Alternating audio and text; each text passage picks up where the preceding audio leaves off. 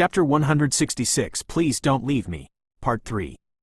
Sitting in the dark on the chair beside the fireplace in his bedroom, Neil leaned forward and put his head in his hands, trying not to think or feel.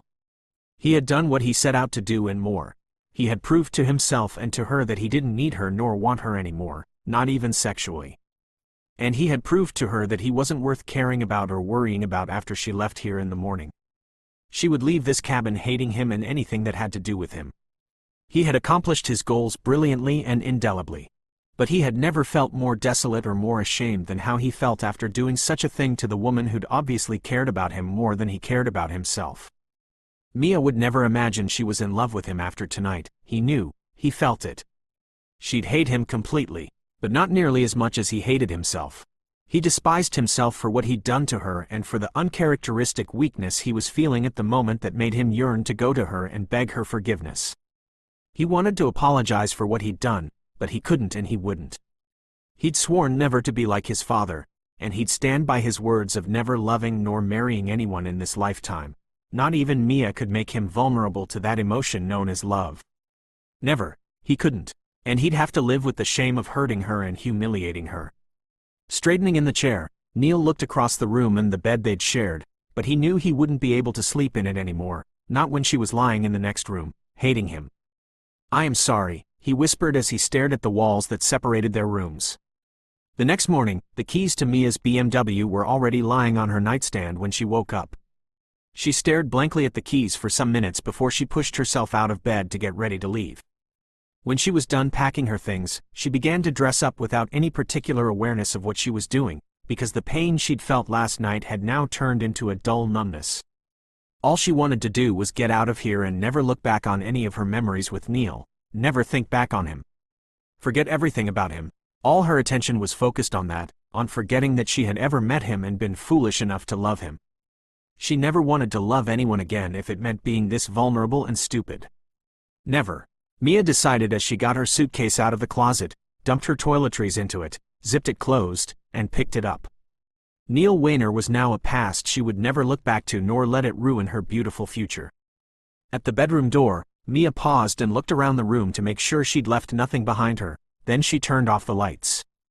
Quietly, she twisted the doorknob and stepped downstairs into the darkened living room, silently praying she wouldn't come across Neil on her way out, but then she stopped short, her heart slamming in shock and dread. In the watery gray light of the early dawn, she could see Neil's silhouette at the windows across the room, his back to her, his left hand shoved into his pants pocket. Quickly jerking her gaze away, Mia turned and started walking silently down the hall, but before she took the second step, he spoke without turning. "I went to meet Alaric that night because I figured out he gave Miss Foster some poison to put in your wine, and when I left him, he was still alive with a broken nose from a punch he'd received from me. I didn't kill him." Ignoring the sudden knot in her chest at the realization that he'd been at that crime scene because of her, she forced herself to keep walking down the hall, past him.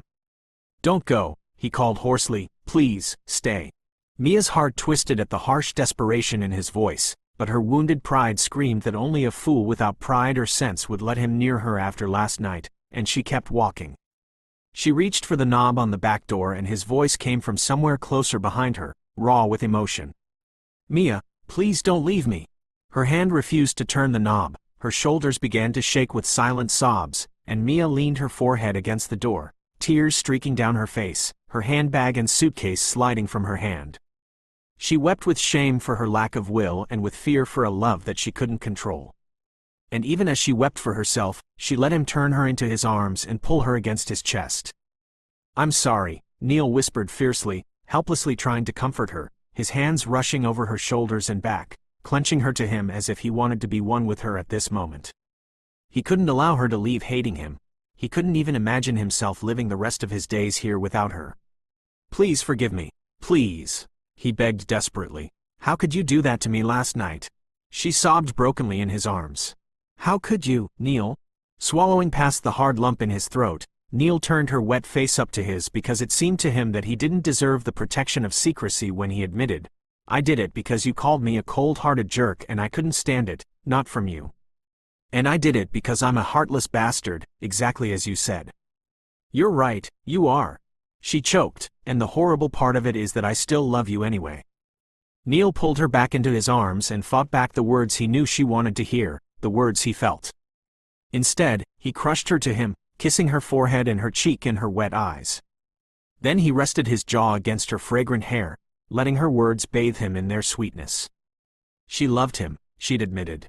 At 32, he had finally discovered how it felt like to be loved for no reason except for himself, to be loved when he had neither wealth nor fame nor even respectability to offer as an attraction, to be loved unconditionally by a woman of extraordinary courage and loyalty. He'd sworn not to be a fool in love, but he now realized love was an emotion one couldn't control. And if he'd be a fool just for as long as Mia was here with him, he was willing to. And he knew it now, just as surely as he knew that if he told her how he felt about her, her love for him would make her wait for him for years after he had disappeared from her life in days to come. Even so, he couldn't let her sweet confession pass without comment, and so he rubbed his cheek against her hair and tenderly spoke another truth. "I don't deserve your love, sweetheart." "I know you don't," Mia joked tearily, refusing to get hurt that he hadn't said he loved her, too. She had heard the aching emotion in his voice just now and the torment when he thought she was leaving him. She'd also felt the reflexive tightening of his arms and the increased pounding of his heart against her face when she had told him she loved him. It was enough for her to know he loved her, too. It had to be. Mia closed her eyes as his hand slid under the hair at her nape, his long fingers stroking sensually, but when he spoke, he sounded incredibly weary. "Would you consider going back to bed with me for a few hours and postponing our discussion about my whereabouts during the murder until I've had some sleep? I've been awake all night." Mia nodded and walked back with him into a room she'd never expected to see again. She'd expected herself to be on the way alone to Mirage Mesa, but now she was happily back in his room. A few minutes after they lay in bed, Neil fell asleep with his arms wrapped around her body and his head nestled against her chest. Unable to sleep herself, Mia watched him sleep, her fingers toying with the soft hair at his temple as she remembered a similar scene like this when she'd woken up 5 years ago and found his head nestled against her chest in his condo. The scene now seemed like it had been decades since it happened, and it brought a small smile to her face as she continued to stroke his hair. Sleep didn't soften his hardened features, Mia noticed, probably because he found no real peace, even when he was asleep. His brows were dark and thick, and so were his eyelashes, she suddenly noticed, spiky lashes so dark they looked black. She shifted a little to make him more comfortable, but his arms tightened instantly around her, to prevent her from leaving him, no doubt. The unconsciously possessive gesture made her smile because it was so unnecessary. She had no intention of slipping away when he fell asleep. She would stay with him for as long as he wanted her. She would continue to love him until the end of time.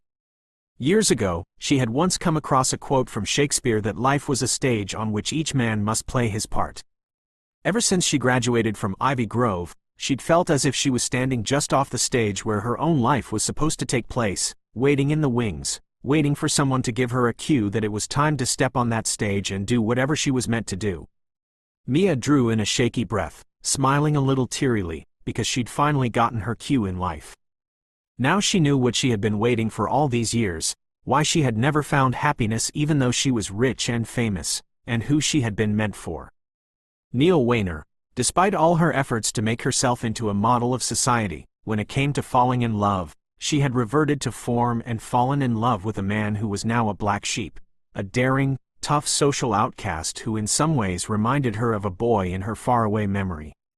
She loved him with a fierce protectiveness that made her feel strong and wise and maternal. She loved him with a desperation that made her feel helpless and fragile and under his control. And she loved all those feelings, every single nerve-wracking one. The future was an uncertain path filled with danger, but Mia felt utterly at peace and in perfect harmony with the entire universe. Laying her hand against his head, she cradled him protectively close to her heart and touched her lips to his dark hair. "I love you," she whispered tenderly. Chapter 166. You look adorable when you blush. Neil slept through the whole morning. He didn't wake up until it was mid-afternoon. But when his eyes blinked open to the soft light filtering through the glass panes, he realized he was lying in bed alone without the woman who'd coaxed him to sleep. The thought that she'd left while he was asleep sent him leaping off the bed, almost stumbling in his rush down the stairs. "Mia," he thundered, his voice echoing through the house. Panic was starting to send anger through his veins when he heard her singing voice, sweet and familiar, coming from the kitchen, and he stopped in his process of opening the door of the house. With relief flooding his heart, Neil hurried to the kitchen. There she was, standing by the oven, singing softly. Her smile, that same smile he loved and wanted to cherish for as long as he could, greeted him, washing away the anxiety that had gripped him moments before when he'd thought she'd left. "You're awake," she smiled, closing the oven. "And here I thought to be careful not to wake you up from your nap." Their eyes met, and Neil felt like the luckiest man on earth to be loved by a woman like Mia. Until this moment, he'd almost thought he'd imagined her lying with him on his bed. He'd thought she'd left him and he hadn't been able to stop her from going this morning. Never in his entire 32 years had he thought he'd find the notion of having a woman coax him to sleep or cook in his kitchen appeasing until now. Without hesitation, he closed the distance between them, his arms enveloping her in an embrace born of both relief and tenderness.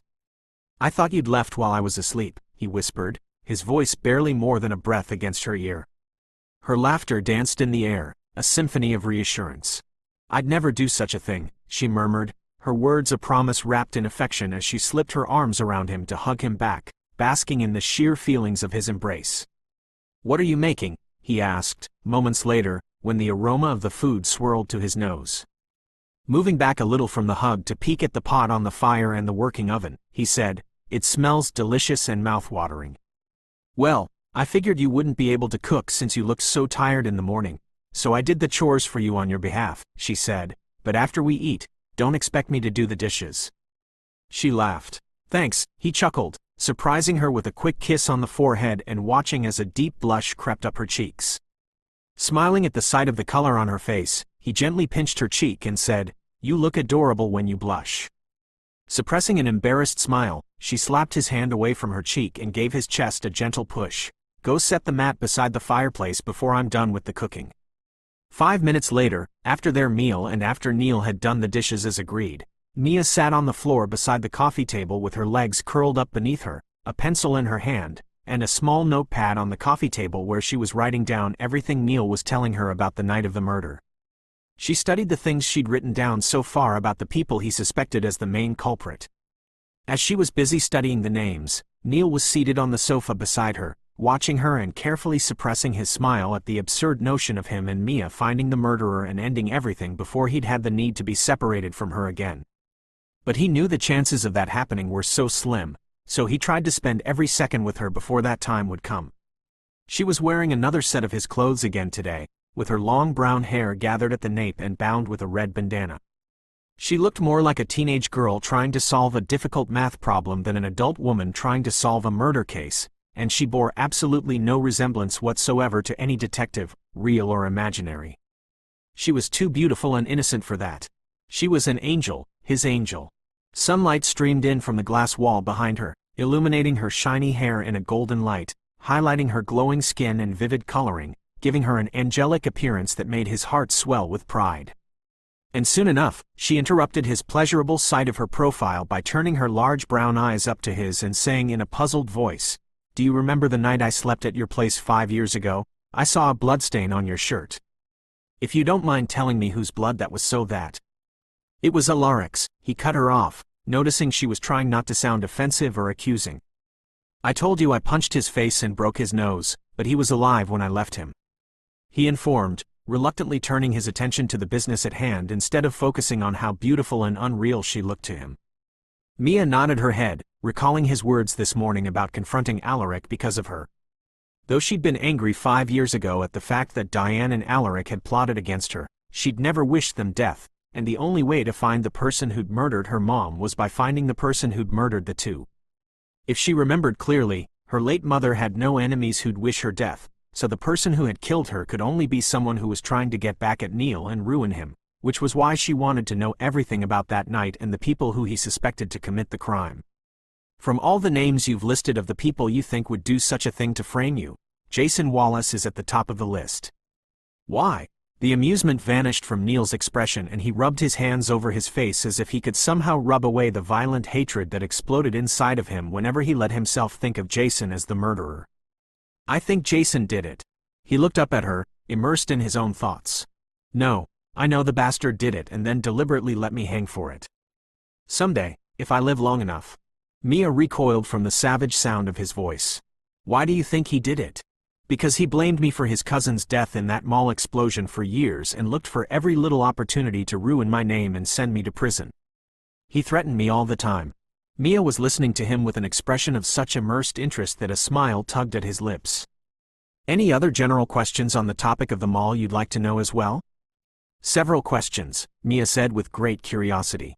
About that bomb incident, did you really let it explode on purpose? No, I didn't, he said quickly and firmly. Though on the day of the incident, I was triggered by my childhood trauma and shaken while defusing the bomb, I was certain I defused it and took it away with me. Then 10 minutes after I left, the mall exploded. And because every single person in the mall died, none of them could say anything about me being at the mall, so my uncle made it appear to the world that I never arrived at the mall before the bomb exploded, clearing my name of any charges until 5 years ago. Mia digested that information as she wrote it down, silently coming to the conclusion that someone had been trying to ruin his name even before the murder happened. Your uncle, she began cautiously, you also mentioned him as one of your suspects of the murder. Do you think he would also do such a thing to get back at you because he hated the Galvera family? He shrugged. I don't know. Anyone could be the murderer. I have a lot of enemies I am unaware of. Like the Da Kroll, for a start. Then can I have all of their names? You can't, because I don't know them, he said, his face starting to harden from the mention of the Da Kroll. All right, let's not mention the Da Kroll. She rolled her eyes at him, trying to tease him and ease him into the discussion about his enemies, which she knew he didn't want to speak about. With all the years he'd spent destroying the Da Kroll's illegal activities, it was only natural that he'd be a target and they'd do anything to get him out of the picture, and this made her put the Da Kroll as #1 suspect of the main culprit. Neil, however, smiled at the way Mia's romantic mouth tilted up at the corners and at the successful effort she was making to keep the discussion on a light-hearted level so as not to upset him. You said you don't know the man who'd killed your parents. Could he be the one responsible? I mean, you told me you had the same face as your late father, and if my assumption is right, then I think the person must have seen your face on the live show event of Ivy Grove and did something utterly heartless to ruin you.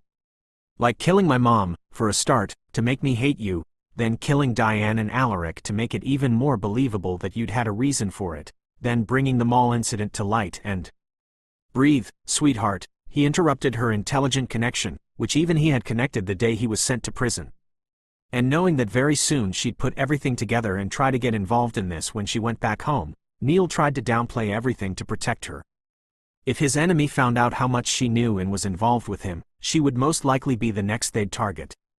Neil saw her pouted lips and displeased frown from cutting her off and immediately smiled. Softening his tone, he stood up and held his hand out to help her up. Let's put all this away and decide what to do with the rest of our evening. We will continue this some other time.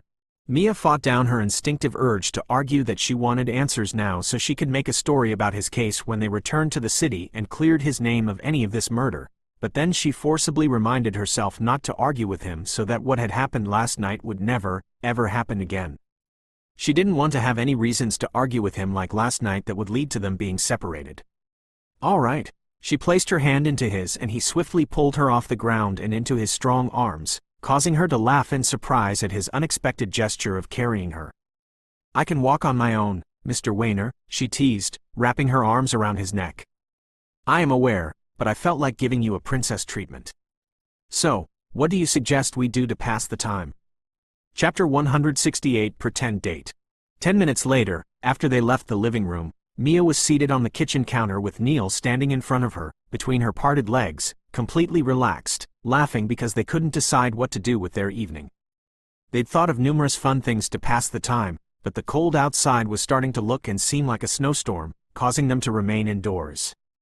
I'll make out a list, Mia teased, pulling the notepad and pencil closer to her and placing it against Neil's chest for support. For some reason, being in a place where there were no phones and no internet was more fun and beautiful than she'd thought. It was beautiful because she was here with the man she loved. It was beautiful because the sight of him standing between her legs with his strong arms wrapped around her waist was the most intimate and wonderful thing that had ever happened in all of her life. She smiled silently to herself as she prepared to write on the notepad, "So far, you've suggested making love." She wrote that down while he leaned over her and tried to watch what she was writing with a grin, but because she'd placed the note against his chest, he could only look at her face. And making love. And making love. And making love. Is that the only fun thing on your mind? She chuckled, shaking her head. Did I only bring that up 4 times?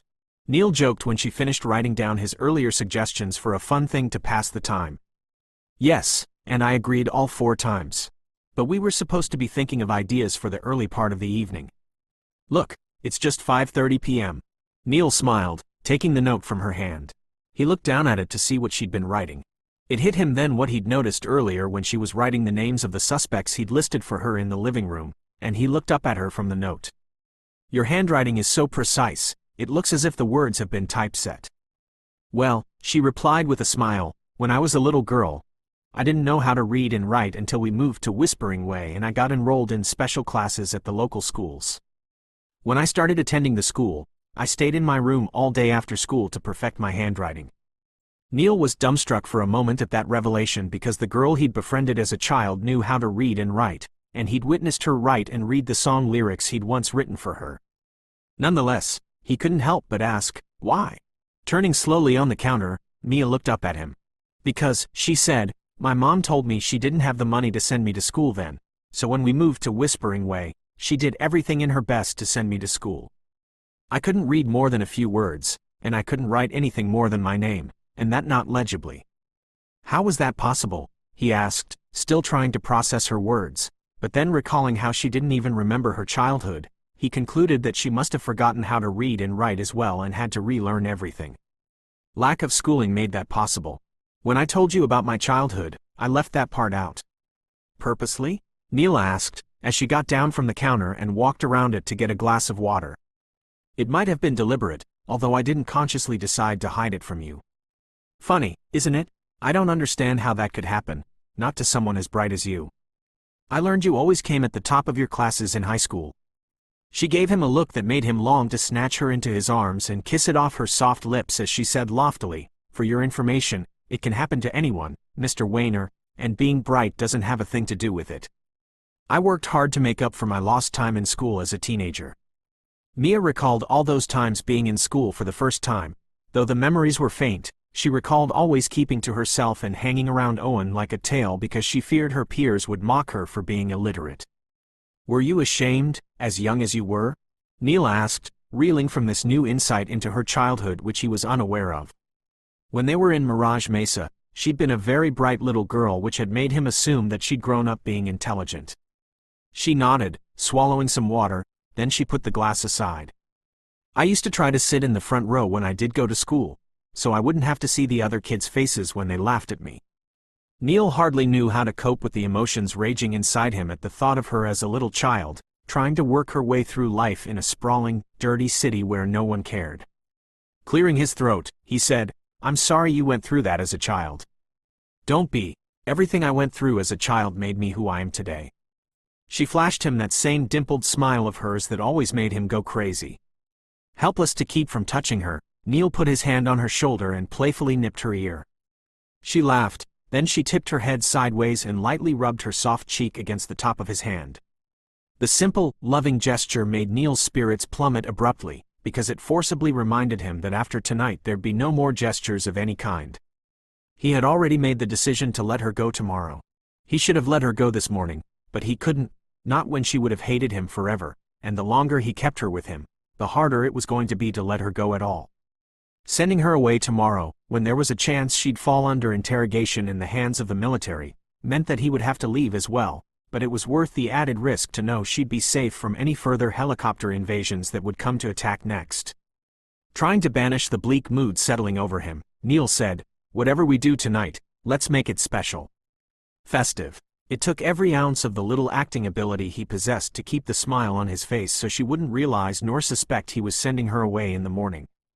Mia thought for a moment on what kind of thing they could do to make the night special, and after a while, she smiled suddenly. How about a pretend date? I mean, we've never been on one and we could have it here. I will dress up and we will have a candlelight dinner and a couple dance. But we can do something else if you don't like that, she threw in for precaution before she realized that she didn't need any precaution at all. He was nodding with a relieved pleasure that Mia thought was surprisingly excessive for her modest idea. Great, I like that idea, he agreed at once. He glanced at his watch. I'll use the bathroom in your room and pick you up in an hour and a half. Will that give you enough time to dress up? He inquired, aware of the time it usually took women to prepare, especially for a date. He wanted the occasion to be special for both of them, ensuring she had a lot of time to dress up. Mia chuckled. I think even an hour is more than enough time for whatever transformation I can make. He grinned, leaning in to give her a quick kiss on the lips, saying, All right then. I'll come get you in an hour. Bye. Watching him dash up the stairs and disappear from her sight, Mia set down her glass of water on the counter and headed to his room. A strange, indescribable feeling swelled in her heart at his parting word, bye. However, she pushed aside the sentiment and beamed with excitement at the prospect of their date. Chapter 169 Dance. When Mia got to the room, she was suddenly determined to take her time to dress up and dazzle Neil with as much glamour as she could, and she spent more than an hour getting ready. Her hair was one asset she possessed in abundance, and since Neil evidently gave it special notice by always complimenting how much he liked her hair, she took her time to wash it and blew it dry. Then she styled the heavy mass so that it framed her face, falling into casual waves and curls from a side part and spilling over her back. Satisfied that she had done the best she could with her hair, she pulled off her bathing robe and stepped into the dress she had picked from the ladies' closet in Neil's room. It was a soft knit dress in a vibrant shade of orange that, in the closet, had looked rather like a floor-length sweater with a loosely fitted skirt, blousy bodice, and full sleeves with white satin cuffs and sparkling orange crystal buttons. Not until Mia reached behind her back to fasten it did she realize there was no zipper and the dress was open at the back. Although the dress had a wide collar at the front, the collar draped over the shoulders and left a deep oval of bare skin exposed at the back. The simplicity of the dress design, combined with the modest front and dramatic back, was irresistibly beautiful, and it made her feel beautiful. But Mia stepped back from the mirror, hesitant to wear it after noticing how good it looked and felt despite its bare back. But on the other hand, she knew she didn't have many alternatives. She needed something long and thick to wear because she wasn't going to wear a coat.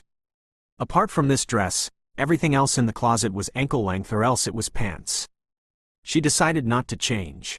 She turned to the shoe section and reached out to pick the first shoes that caught her eye, a pair of dark orange short heels that were a half size too large, but perfectly comfortable.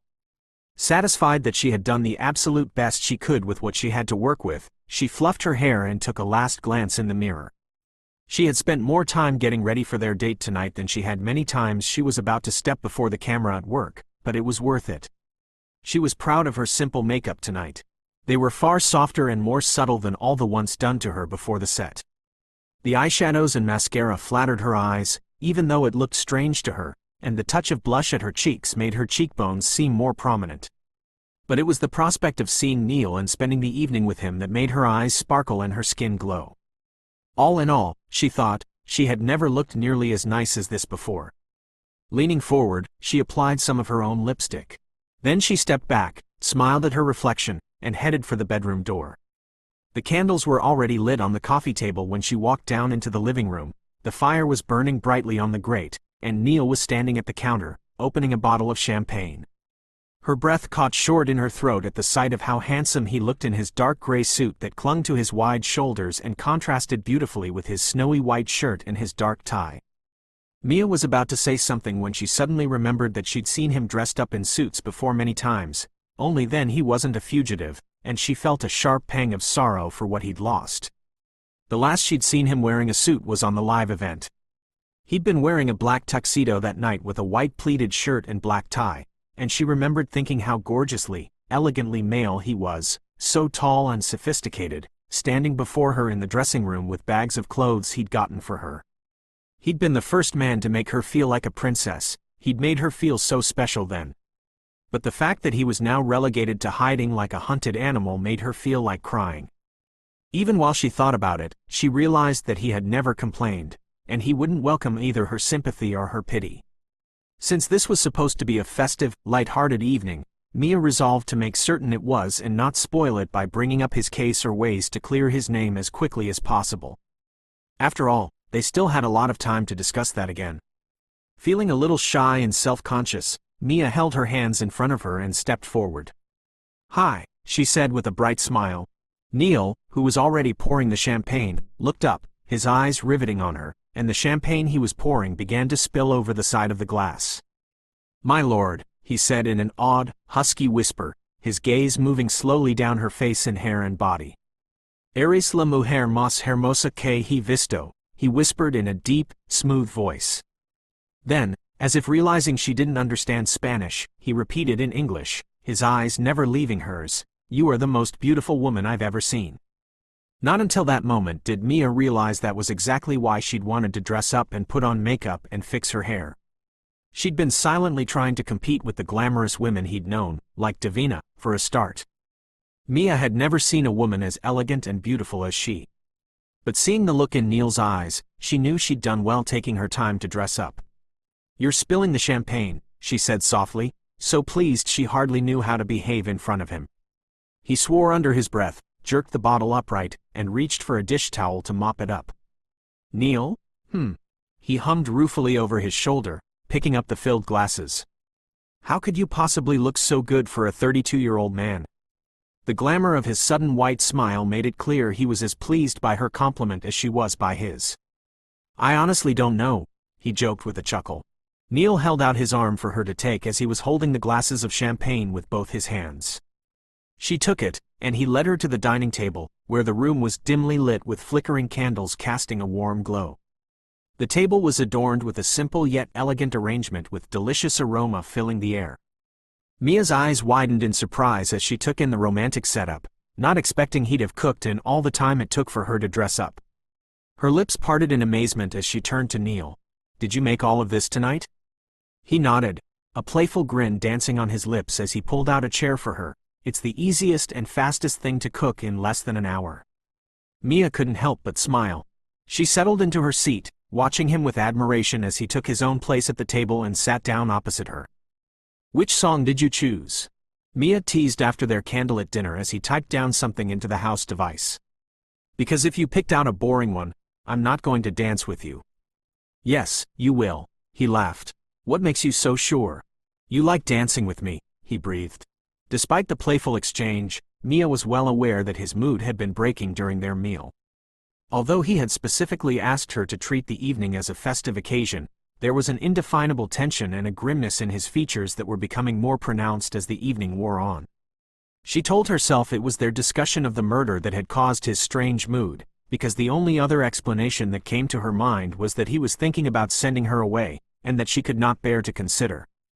Despite her desire to stay with him, she knew perfectly well that the final decision was not going to be hers to make. And even though she was in love with him, she had no idea how he really felt about her, except that he very much liked having her around. She couldn't bear the thought of being sent away. She might die of longing and missing him. Not long after, behind her in the house device, Emily Hackett's song, "Take My Hand," began to play. The song lifted effortlessly in the room with its romantic sound, and Mia tried again to shake off her foreboding as Neil opened his arms to her. "That's definitely not boring," he pointed out. "Will you dance with me?" Mia nodded, smiling with pleasure. "Yes, I like the song. It used to be one of my favorites since the day I heard it in a wedding ceremony." "Good. Then I picked the right one." Neil slid his arm around her waist, moving her closer to him.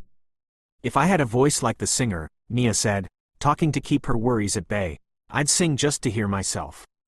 I'd sing when I answered the door and sing when I speak on the phone." "You have the voice," Neil said. "You sing better than any singer I've heard. Your voice is unique, incomparable." Mia suddenly realized his hand was roving slowly up her bare back.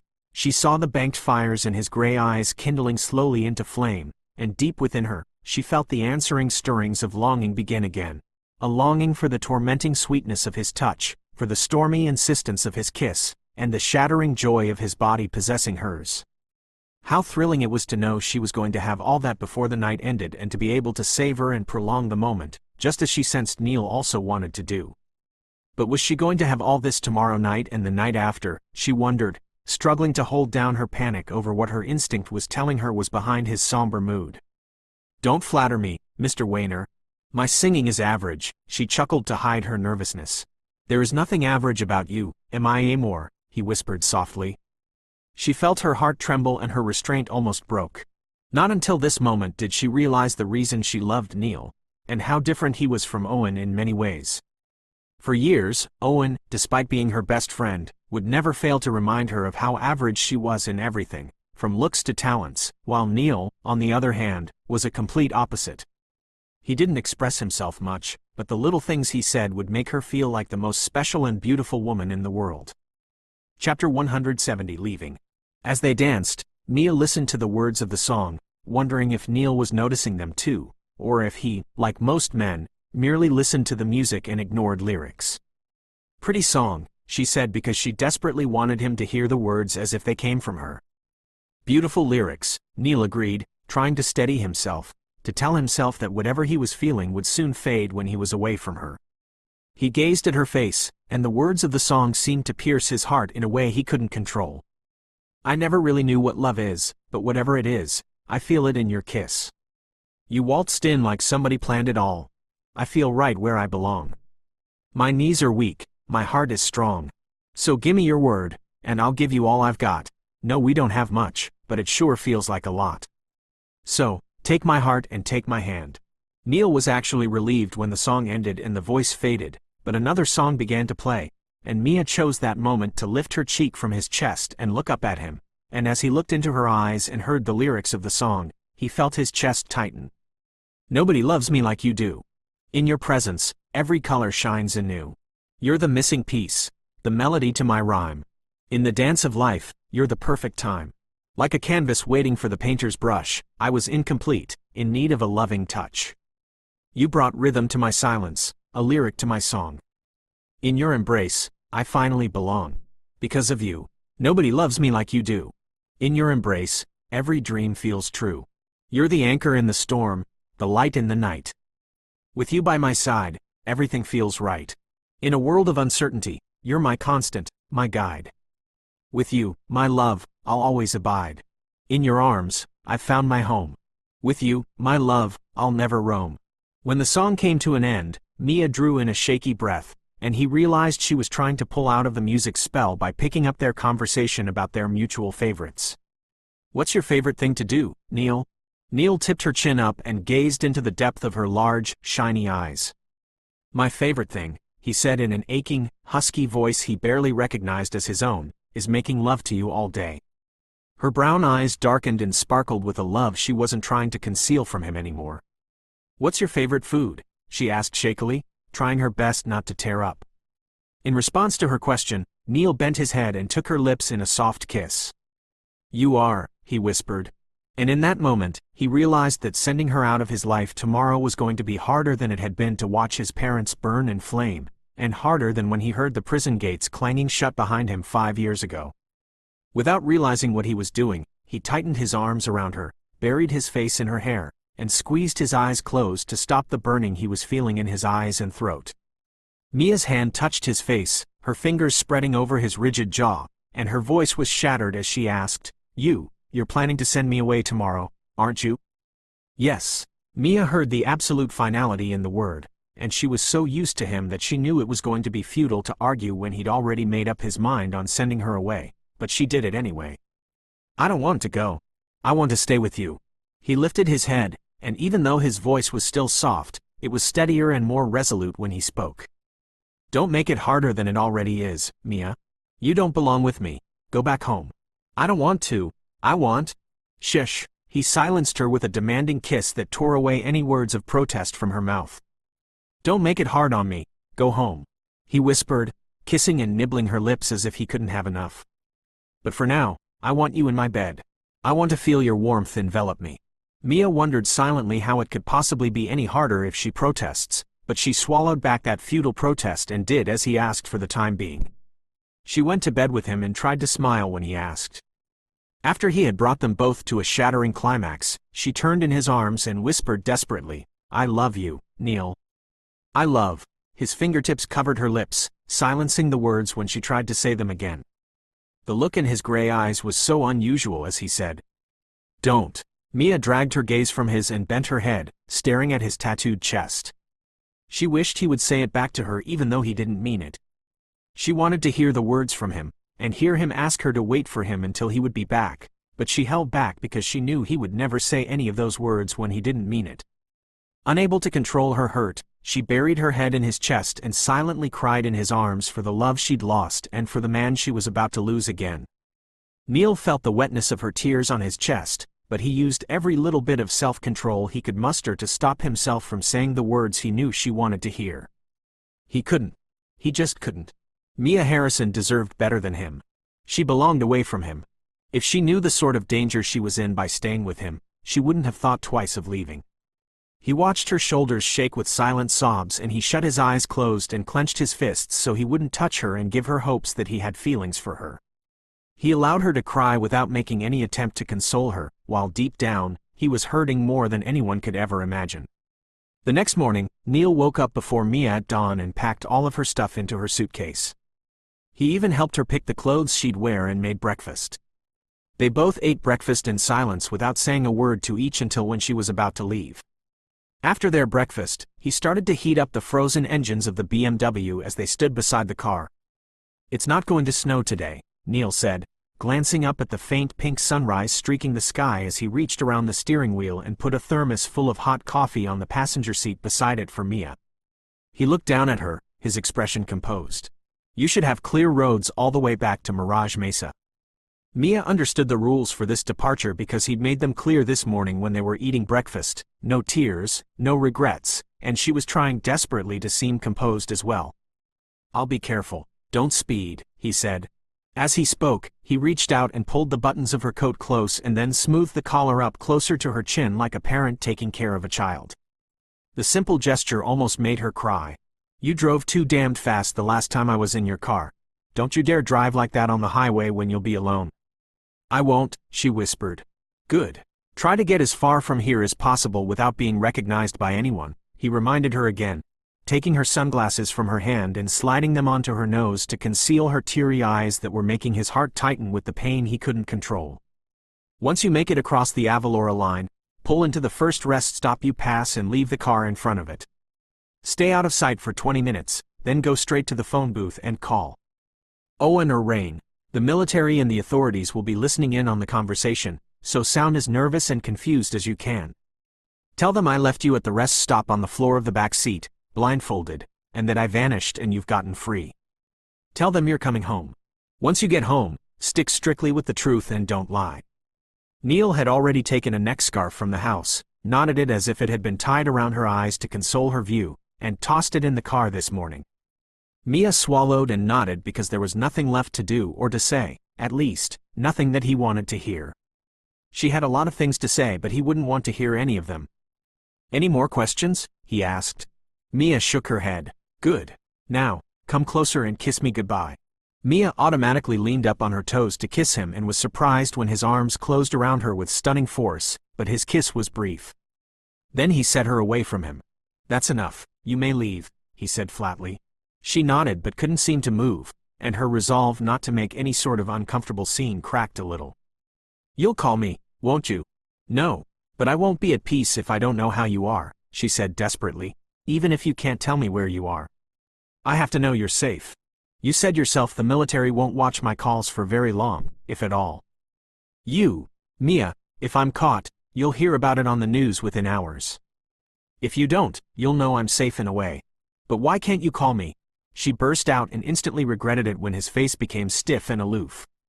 "No calls, Mia. Anything between us is over when you leave here today. We're over." The words lashed her like whips even though there was no unkindness in his tone. "Tomorrow morning, you are to pick up your old life where you left it. Pretend none of this ever happened. Pretend you've never met me, and you'll forget it within weeks." "Maybe you'll be able to do that, Neil, but I won't," she said, hating the sound of desperation and tears in her voice. She was being a fool by trying to plead with a man who had no feelings whatsoever for her. And with that thought, she shook her head as if to take back her words and turned toward the car, angrily brushing her hand against her wet eye. "I'm leaving before I make a bigger fool of myself," she choked. "Don't leave," he whispered harshly, catching her arm and stopping her from leaving.